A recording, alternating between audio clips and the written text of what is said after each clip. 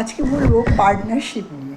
Partnership হচ্ছে husband wife এই এখানে যারা দীর্ঘদিন যাবৎ সংসারে একে অপরের সাথ দিয়ে চলছে, পাশাপাশি থাকছে, একে অপরকে প্রত্যেকটা বিষয় বোঝে, জানে। এখনকার বেশিরভাগই পরিবারের মধ্যে, ছোট পরিবারের কথাই বলছি, হাজব্যান্ড ওয়াইফ দুজনেই ওয়ার্কিং। আমি এরকম অনেক বাড়িতেই আগে যেতাম, এখন আর যাওয়ার সুযোগ হয় না। ভদ্রলোকও অফিসে গেছেন, ভদ্রমহিলাও অফিসে গেছেন। বাড়ি আসার পর ভদ্রলোক ঠ্যাঙে ঠ্যাং তুলে দিলেন, বসে রইলেন, বসে খবর চালিয়ে সে খবর দেখছেন, ভদ্রমহিলা চা টা করে দিচ্ছেন, সব কিছুই করছেন, শান্তভাবেই করছেন ভদ্রমহিলা, কিন্তু ভদ্রলোক ভীষণ খিটখিট খিটখিট করে যাচ্ছে। হ্যাঁ, এটা হলো না, এই চায়ে চিনি কম হয়েছে, এই চায়ের পাতাটা ঠিকঠাক হয়নি। আরে বাবা, তুমিও অফিস থেকে এসছো, উনিও তো অফিস থেকেই এসছেন। এই যে পারস্পরিক সমঝোতা, এই সমঝোতাটা না থাকলে কিন্তু আস্তে আস্তে সম্পর্কে ঘুণ ধরে যাবে। সেই ঘুণ পুরো সম্পর্কটাকে খেয়ে ফেলতে পারে। ঘুণ পোকা তো আমরা জানি কেমন হয় সে।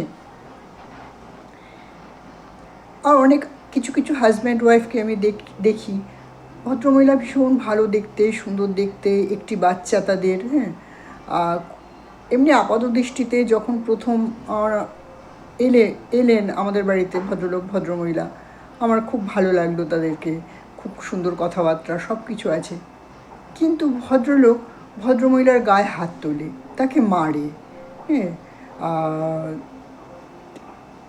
প্লাস তার অন্যান্য বাইরে আনুষঙ্গিক ব্যাপার স্যাপারও রয়েছে আর কি। আমি খুব অবাক হয়ে গেছিলাম, এই ভদ্রলোক এত সুন্দর দেখতে ভদ্রমহিলা, তার আবার অন্যরকম সব ব্যাপার স্যাপার।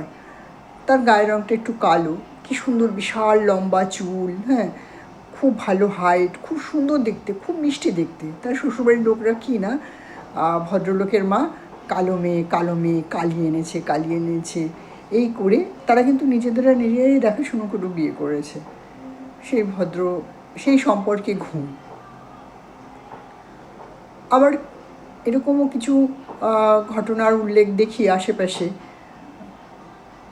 ভদ্রমহিলা দিনান্ত কাজ করেই যাচ্ছে। ভদ্রলোক সব কিছুতে খুঁত ধরছেন, এটা হয়নি, ওটা হয়নি, সেটা হয়নি, হ্যাঁ, এটা ভালো না, ওটা ভালো না। হ্যাঁ, সে ভদ্রমহিলার দম বন্ধ হয়ে আসছে কাজ করতে করতে। হ্যাঁ, যেন তার মনই ভরে না। সম্পর্কগুলো যদি এইরকম একপাক্ষিক হয়, মানে একজন শুধু করেই যাবে আর একজন শুধু নিয়েই যাবে, ওই যে বললাম ঘুণ পোকা ঘুণেই একদম সেই সম্পর্ক শেষ। আপনি হয়তো জানবেন না, আপনি নিজেরই অজান্তে কখন আপনার সঙ্গিনীকে আস্তে আস্তে ঘুণ পোকার দিকে ঠেলে দিচ্ছেন এবং সে আস্তে আস্তে শেষ হয়ে যাচ্ছে। একসাথে যখন বাড়ি ফেরে দুজনই কাজকর্ম থেকে, দুজনের যদি একটু হাতে হাতে কিছু না, ভদ্রমহিলা হয়তো করতেও দেবে না, তাও একবার জিজ্ঞাসা করে, আমি কি কিছু করবো? ভদ্রমহিলা খুশি হয়ে যাবেন। আমরা যদি পারস্পরিক একে অপরের সাথে নিজেদের, যেহেতু পথ চলতে হবে একসাথে, ভাগ করে নিতে হবে সব কিছু একসাথে, তো আমাদের এই বিবেচনাগুলো রাখা খুব দরকার। আমার হয়তো কথা শুনে অনেকের খারাপ লাগতে পারে, কিন্তু প্লিজ খারাপ কিছু নেবেন না। আমি এই জন্যই বলছি, আমি বারবারই একটা কথা বলি, ধরুন আমি বলার পর আপনি মনে হলো যে আপনার সঙ্গিনীকে একটু জিজ্ঞাসা করি, তুমি কি খুব ক্লান্ত, আমি কি তোমাকে এক কাপ চা করে দেব? সে হয়তো বলবে, না না, তোমাকে করতে হবে না, আমিই করে দিচ্ছি, কিন্তু সে খুব খুশি হয়ে যাবে, সম্পর্কে রিজয়েস হয় এতে।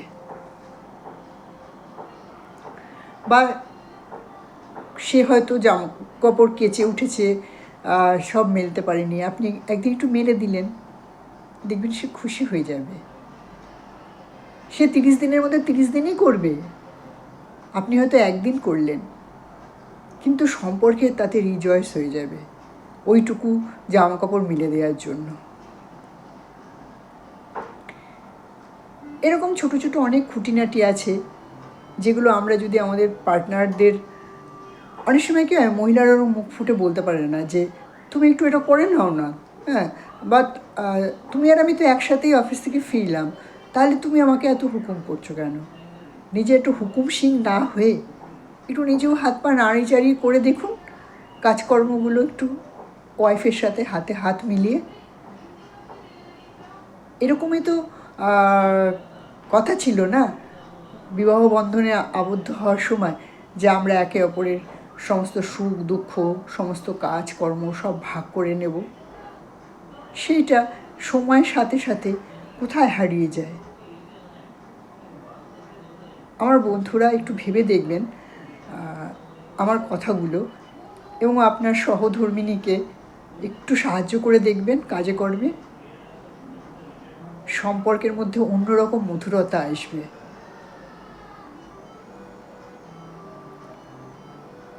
ভালো লাগবে, সুখে শান্তিতে সংসার ভরে উঠবে। আজকে এইখানেই রাখছি, আবার ভিডিওটা অনেক বড় হয়ে যাচ্ছে। অন্য ভিডিওতে আবার যদি পার্ট 2 করার ইচ্ছে হয় তখন পার্ট 2 করব।